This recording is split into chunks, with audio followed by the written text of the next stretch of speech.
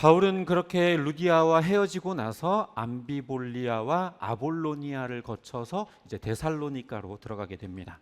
거기에는 마침 회당이 있었어요. 우리가 지난 시간에 보았던 빌립보에는 회당이 전혀 없었죠. 그런데 이 여기에는요 회당이 있었습니다. 그래서 바울은 늘상 하던 것처럼 습관대로 회당에 들어가서 3번의 안식일 동안에 걸쳐서 계속해서 예수 그리스도에 관한 이야기를 성경을 통해서 증명해내고 해석하면서 말씀을 전하게 되었습니다. 그러자 그 말씀을 듣고 많은 사람들이 승복하고 이방인들과 귀부인들까지 예수님을 믿게 되었다라고 오늘 본문을 기록을 하고 있죠. 하지만 몇몇 유대인들이 거리에 불량배들을 불러 모아가지고 이 바울을 사로잡기 위해서 야손의 집으로 쳐들어가서 이 바울을 찾았는데 바울을 찾지 못하니까 거기에 있는 야손과 그 그리스도인들 신도들을 데려다가 이 시청 관원들에게 고발하였고 결국에 감옥에 넣으려고 했습니다. 그런데 이 시청 관원들이 그냥 보석감을 받고 풀어주게 되었고 그날 밤에 신도들이 이제 바울과 신라를 베레아로 보내게 되었습니다. 그렇게 이제 베레아에 도착한 바울과 신라는 또 다시 회당에 들어가서 또 똑같이 말씀을 전하게 돼요. 예수님이 참 그리스도이시고 메시아이시다. 이 사실에 대해서 성경을 통해 계속해서 전하게 되었습니다. 근데 그곳에 있는 유대인들은요, 더 이 데살로니가의 사람들보다는 고상하여서 하나님의 말씀을 듣고 정말 그러한가 성경을 계속해서 살펴보면서 그것을 공부하게 되었다라고 이야기를 하죠. 그래서 그 가운데에서도 예수를 믿게 되는 사람들이 참 많게 되었습니다. 그런데 데살로니가에 있었던 그 유대인들이 여기까지 베레아까지 또 쫓아와 가지고 바울을 또 찾으면서 그를 죽이려고 했습니다. 그래서 이 신도들이 급하게 이 바울을 아테네로 보내게 되죠.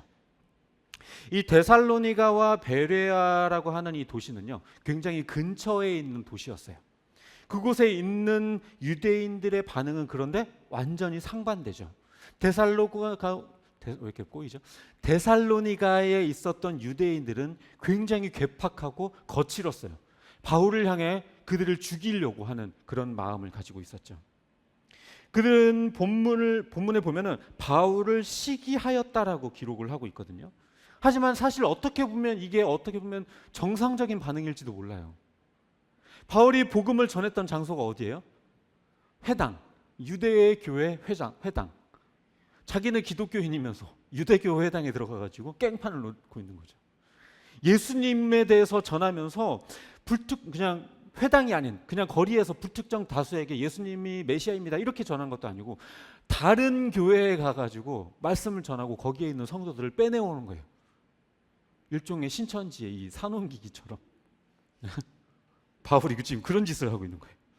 성경을 가지고 토론을 하는데 계속 예수에 대해서 이야기를 하니까 자기들이 믿고 있는 유대교의 신앙과 전혀 상반된 이야기를 하고 있으니 이 사람들이 얼마나 화가 나겠어요. 심지어 이 회당을 운영하는 유대인들의 입장에서 이 자기들의 성도들을 자꾸만 빼나가고 있으니까 정말 화가 나겠죠. 지금 만약에 어느 교회에 어떤 한 사람이 들어가가지고 정말 그 교회가 전하고 있는 말씀과 전혀 다른 이야기를 하면서 성도들을 빼나간다고 하면 이게 말이나 되는 얘기겠어요? 절대로 있을 수 없는 일이죠. 게다가 유대인들 중에서도 몇이 개종을 했고 또 경건한 그리스 사람과 귀부인들이 많이 개종을 했다라고 이야기를 하는데 여기에 경건한 그리스 사람이라고 하는 것은 신앙생활에 있어서 상당히 열심이었다라는 사람들이었다는 거예요. 회당에 열심히 다니면서 유대교에 대해서 굉장한 진심을 가지고 있었던 사람들이라는 거예요. 또 귀부인이라는 것은요 사회적으로 꽤 고위층에 속한 사람들이라는 걸 말하는 거죠. 그러니까 교회에서 상당히 많이 헌금도 하고 사회적으로도 고위층에 있고 신앙적으로도 상당히 열심히 하는 그런 사람들 위주로 다 빼나갔다는 거예요. 그냥 어중이 신앙생활 똑바로 안 하고 헌금도 잘 안 하는 이런 막 좀 가난하고 막 이런 사람들 빼나간 게 아니라 돈 많고 신앙생활 열심히 하는 사람들을 다 빼내간 거예요. 그러니까 자기들 입장에서는 이 회당의 유대인들로서는 너무 화가 나겠죠. 그래서 그들은 바울을 가만둘 수 없다라고 생각하고 거리에 불량배들, 그러니까 조폭들을 동원한 거죠. 조폭을 동원해가지고 바울을 찾기 시작한 거예요. 그렇게 야손의 집에 쳐들어가서 이제 바울을 찾고자 했는데 찾지 못하게 되니까 그들을 사로잡아서 시청 관원에게 고발하게 되는 거죠. 아마도 이 야손이라고 하는 사람은 유대교에서 기독교로 개종한 사람 가운데 한 사람이었던 것 같아요. 그러면서 이들이 고발한 내용은 뭐냐? 이들이 예수가 왕이라고 전파한다. 그래서 황제 말고 다른 왕이 있다라고 말합니다. 로마, 이 그리스에서는 절대로 받아들일 수 없는 이 이야기들을 합니다라고 이렇게 하면서 그들을 고발하게 되죠. 뿐만 아니라요, 이들은 거기에서 멈추지 않고 이후에 야손과 신도들이 바울과 실라를 이제 베레아로 보내었을 때 거기까지 쫓아가서 이 바울과 실라를 어떻게 하면 죽일까 이렇게 했었던 사람들이 바로 이 데살로니가의 유대인들이었습니다. 그런데 그에 반해 베레아에 있었던 유대인들은요, 상당히 고상했어요. 바울과 동역자들은 데살로니가 회당에서 했었던 것과 똑같이 뭐 다르게 이야기하지 않았어요. 똑같이 회당에 가서 똑같이 예수 그리스도에 대해서 전했어요. 그런데 그 말씀을 받아들일 때에 기꺼이 그것들을 받아들였다라고 오늘 본문은 이야기를 하죠. 또 그것이 정말 사실인가 매일 성경을 들여다보고 상고했다라고 기록을 해요. 상고하다라고 하는 단어는요, 사전적인 의미로 꼼꼼하게 따져서 검토하거나 참고한다라는 뜻을 가지고 있어요. 원어로 볼 때에도요, 조사하다, 검토하다 이런 뜻을 가지고 있거든요. 그러니까 정말 그 바울이 전한 말씀이 그런가? 맞나? 라고 생각하면서 성경을 꼼꼼하게 조사해보고 살펴봤다라는 거예요. 그냥 기분이 나빠서 안 받아들이거나 아니면 그냥 바울이 그 말이 맞겠지 하고 그냥 받아들이는 게 아니라 정말 그 말이 맞는가, 성경을 정말 구석구석 찾아가면서 그것이 맞나, 저 사람이 말하는 것이 맞나 계속해서 살펴봤다는 거예요. 바울의 이야기가 자신들의 생각과 다르다고 해서 배척하거나 무시하지 않고 성경을 계속해서 들여봤다라고 오늘 본문은 말하고 있습니다. 그렇게 성경을 들여다보니 결론이 어떻게 났냐? 바울의 말이 맞구나 라고 생각해서 그들이 기독교인이 되었고 많은 사람들이 예수를 믿게 되었다라고 오늘 본문은 또 말하고 있습니다. 그러니까 이 데살로니가의 유대인 몇은 이 바울의 말이 진실인지 아닌지 그런 게 중요하지 않고 자기들의 이권이 침해당하는 그 상황이 기분 나빴던 거예요. 자기들의 성도들을 빼앗기고 자기들의 유대교가 위협받는 게 싫었던 거죠. 그래서 이 바울의 말이 진짠가 아닌가를 따져보고 살펴보고 하는 게 아니라 그냥 기분 나빠서 바울을 죽이려고 했던 거죠. 하지만 베레아의 유대인들은요, 바울의 말씀이 진실인가 사실인가 하나님의 말씀을 계속해서 검토하고 꼼꼼하게 살펴보고 결국에는 그것을 받아들이는, 즉 하나님의 말씀을 최우선 가치로 여겼다라는 거예요. 데살로니가 사람들은 하나님의 말씀이 가장 중요한 가치가 아니라 자기들의 이권, 자기들의 이익, 그것이 가장 중요한 가치였는데 이 베레아의 사람들은요, 하나님의 말씀이 가장 중요한 가치였던 거예요.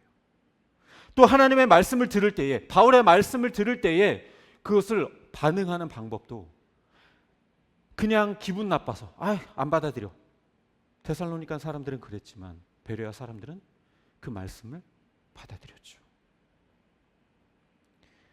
만약에 데살로니가 회당의 이 유대인들이 진짜로 진리를 본인들이 가지고 있었고 그 외부의 공격이 잘못됐다라고 생각했다면 자기들이 하나님의 말씀, 그 성경을 근거로 뭔가 반론을 바울에게 제시했어야 했어요. 그렇게 방어하고 자기의 회당을 지키면 그만인데 그들은 자신들이 진리를 제시하지 못하니까 결국에 무력을 사용하고 적을 제거하려고 했던 것이죠. 성경 말씀이 삶의 중요한 기준이 되고 가치관이 되면요, 어떤 문제 상황을 맞닥뜨리게 되었을 때에 그 문제를 해결하기 위해서 성경을 들여다보게 되어져 있어요. 과연 하나님의 말씀은 뭐라고 말씀하시는가? 하지만 성경이 최우선 가치가 아니라 자기들의 이익이 우선되니까 말씀의 기준이 아니라 이해관계에 따라서 자기에게 손해를 끼친 사람에 대한 강한 복수심과 적개심과 반감이 드러나게 되는 거예요. 돈이 최고의 가치관인 사람은요, 물질적인 손해를 최소화하는 결정을 하려고 할 거예요. 어떤 상황에서든지 간에. 관계가 최고의 가치인 사람은요, 관계 유지를 위해서 최대한 저 사람 기분 나쁘지 않게 하는 그런 결정을 내려고 할 겁니다. 그리고 내 편의와 안락함이 최고의 가치인 사람은요, 내가 편한 결정을 하려고 할 거예요. 내가 불편해지고 내가 희생해야 되고 손해봐야 하는 그런 상황에 가지 않으려고 할 겁니다. 거기에 성경적 기준이라는 것은 없어요. 자기의 가치관, 자기의 생각과 자기의 판단만 작용할 뿐이죠. 어떤 문제 상황이 되었을 때 자꾸만 이익과 손해의 기준으로 저울질하면서 자기 경험과 자기 판단을 의지하면서 결단을 내리니까 자꾸만 그런 판단을 하게 되는 거죠. 데살로니가 유대인들은요, 전혀 성경적인 기준으로 판단하려고 하지 않았기 때문에 자기들에게 손해를 끼쳤던 이 바울을 죽이려고 했었던 거예요. 심지어 조폭을 활용하면서까지. 자기들이 나서서 한 것도 아니고 어떻게 교회 회당에 다니는 하나님을 믿는다 하는 사람들이 조폭을 동원해서 이런 일을 저지를 수 있을까요? 그들이 정말 성경적인 기준을 가진 사람들이었다면 그렇게 하지 않았겠죠. 성경적 가치관이 없으니까 해오던 버릇대로 무력을 사용했던 거예요. 그리고 또 성경을 최고의 가치관으로 삼지 않으면 설교를 듣고 자기 기분과 선입견에 따라서 말씀을 거부해버려요. 자기가 듣기 거북한 주제의 설교를 듣거나 자기가 듣기 싫은 말을 목사가 하면 목사가 자기한테 표적 설교했다고, 내가 이런 상황이니까 나한테 이런 얘기를 했다고 기분 나빠하고, 자기가 그동안 들었던 설교랑 결이 다르면 또 이상한 소리 하는구나 목사가, 팔짱 끼고 딴 생각하고 그냥 눈 감고 자버리죠. 정말 그러한가? 성경을 들여다보고 내 생각이 틀리진 않았나? 그럼 내가 이제까지 가지고 있었던 선입견과 생각들을 고쳐낼 생각을 하지 않고 그냥 거부해버려요. 내 생각과 달라. 저 말씀은 내 생각과 다르니까 난 받아들일 수 없어. 내 기분을 건드렸으니까, 내 자존심을 상하게 했으니까 저 말씀을 내가 받아들일 수 없어. 자기 기분과 선입견에 따라 거부하고 튕겨버리는 거죠. 말씀이 최우선의 가치가 되지 않으면 그렇게 되는 거예요. 말씀을 정리합니다. 이 데살로니가와 베레아에 있었던 유대인들의 반응은요, 이 바울에 대한 반응이요, 정말 상반되게 나타나죠. 한 그룹은 자기들의 이권만 생각하고 성경을 들여다볼 생각을 전혀 하지 않았고, 한 그룹은 자기들의 가치관과 생각과 부딪히더라도 하나님의 말씀이 어떠한가 그것을 깊이 연구하고 묵상했어요. 이러한 차이가 발생한 건요, 그들이 가지고 있었던 삶의 기준과 가치관이 다르기 때문이에요. 한 사람들은 자기들의 이익이 중요했고, 한 사람들은 하나님의 말씀이 중요했어요. 한 사람들은 세속적인 기준을 따라 살았고, 한 사람들은 하나님의 말씀을 따라서 살았다는 사람들이에요. 또 데살로니가 유대인들은요, 말씀을 듣고 성경을 살펴보려고 하지 않았어요. 정말 과연 그러한가? 하나님의 말씀이 그러한가? 그게 아니라 기분 나쁘고 자기들이 이익이 손해되니까 자기들의 선입견에 따라서 못 받아들이겠다, 이상한 소리를 한다, 배격했죠. 하지만 베레아 사람들은요, 자신들이 알던 것과 다른 이야기라고 해도 성경을 다시 한번 들여다보고 검토했어요. 이것이 두 그룹 사이에 존재하는 차이점이에요.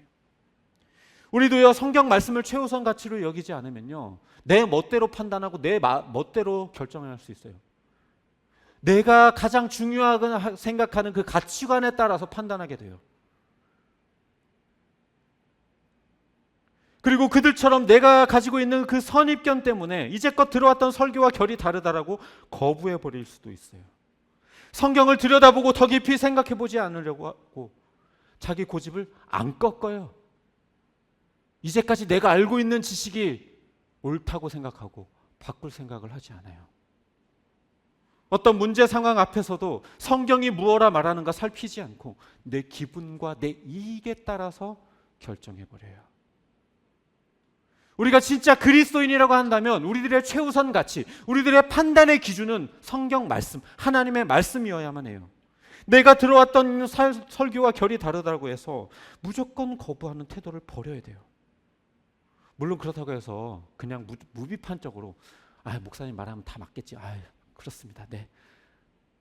그렇게 하라는 말이 아니에요. 무조건적으로 받아들이는 태도도 옳지 못해요. 나와야 생각이 다르면 정말 성경이 그런가? 성경을 살펴보고 들여다보고 공부하는 태도를 가져야 돼요. 토론하고 물어보고 알아보고 정 모르겠으면 책을 찾아서라도 읽어보고 자기가 알고 있는 지식만 옳다고 여기는 태도보다 어리석은 태도는 없어요. 열린 태도로 들어보고 성경적으로 그러한가 따져보고 그게 맞으면 내 생각과 내 판단이 틀렸다는 걸 인정하고 그 고집을 꺾어내고 받아들일 줄 알아야 돼요. 그게 베레아 사람들의 태도였어요. 또 우리는 어떤 결정의 순간이나 문제를 해결해야 하는 순간에 성경은 뭐라 말하는가 생각해야 돼요. 그러지 않으면 습관대로, 내 편한 방식대로, 내 기분에 따라, 이익에 따라, 관계와 편리함에 따라 결정하게 돼요. 제가 상담을 해보면요, 분명 성경적인 기준을 제시해줘도요, 안 해요.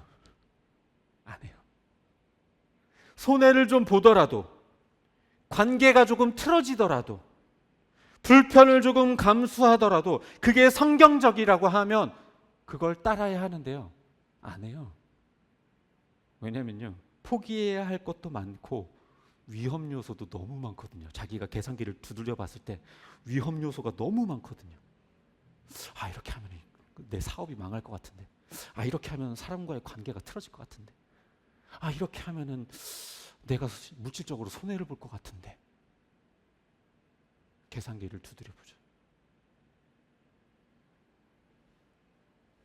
물론 저도 사람인지라 저 역시도 당사자가 되면 그렇게 못하는 경우가 참 많아요. 그러니까 저도 오늘 이 말씀에서 예외가 아니에요. 저나 여러분이나 똑같아요. 위험한 순간이 오면 저 역시도 사람인지라 인간의 방법이 먼저 작용할. 하지만 적어도 우리가 그리스도인이라고 한다면 인정할 건 인정하고 받아들일 건 받아들이고 고칠 건 고치고 내려놓을 건 내려놔야죠. 다른 것도 아니고 성경이 말하고 있는 거라고 한다면 내 선입견과 기분, 판단들을 내려놓고 성경을 더 깊이 검토하고 공부해보고 정말 그러한가 살펴봐야죠. 내 생각과 내 계산을 따르려고 하지 말고 순종해야죠. 베드로가 계산기를 두드리면서 자연 법칙을 따랐다면 절대로 예수님을 따라 바다 위를 걷지 못했어요. 다니엘이 사자굴의 위험성을 바라봤다면 절대 창문을 열고 기도하지 못했을 거예요. 새 친구가 불구덩이의 그 풀무불의 위험성을 계산했다면 그런 우상 앞에 절하지 않는 그런 용감한 태도를 보이지 못했을 거예요. 그들이 계산적이지 않고 오직 하나님의 뜻, 하나님의 말씀을 바라보면서 결정했기 때문에 사자굴에서도 살아나왔고 풀무불에서도 건져 나오게 되었고 그 바다 위를 걸을 수 있게 된 거예요. 우리가 하나님의 뜻을 따라야 하나님이 주시는 그 놀라운 일들을 경험할 수 있고 하나님의 인도하심과 보호하심을 경험할 수 있어요. 하나님의 말씀을 따라 살지도 않으면서 왜 하나님은 내 삶을 인도하지 않는가? 왜 나에게 기적적인 일들, 놀라운 일들을 일으켜주지 않는가? 안 하니까. 순종 안 하니까. 말씀대로 안 사니까. 결국엔 자기 판단과 자기 생각과 자기 고집과 자기 이익과 자기 관계를 따라 결정하니까. 당연한 거 아니겠어요? 우리가 우리들의 삶의 모든 것들 다 바꿔내지 못할 거예요. 그러나 하나씩 해봅시다. 하나씩이라도, 단 하나씩이라도 말씀에 순종하려고 노력하고 애쓰고 한번 도전해 봅시다. 조금 손해보더라도, 관계가 조금 틀어지더라도, 조금 불편하더라도 말씀 따라 한번 살아봅시다. 안 해봤잖아요. 해봅시다. 그래야 하나님이 우리의 삶을 인도하시고 우리의 삶 가운데 놀라운 역사를 일으키지 않으시겠어요? 과연 그러한가? 성경을 상고하였었던 이 베레아 사람들의 모습처럼 성경이 그렇게 말하고 있다면 내 고집을 꺾고 내 이익을 내려놓고 내 판단과 기분을 내려놓고 오직 그 말씀에 순종하는 저와 여러분 되시기를 주님의 이름으로 축복합니다.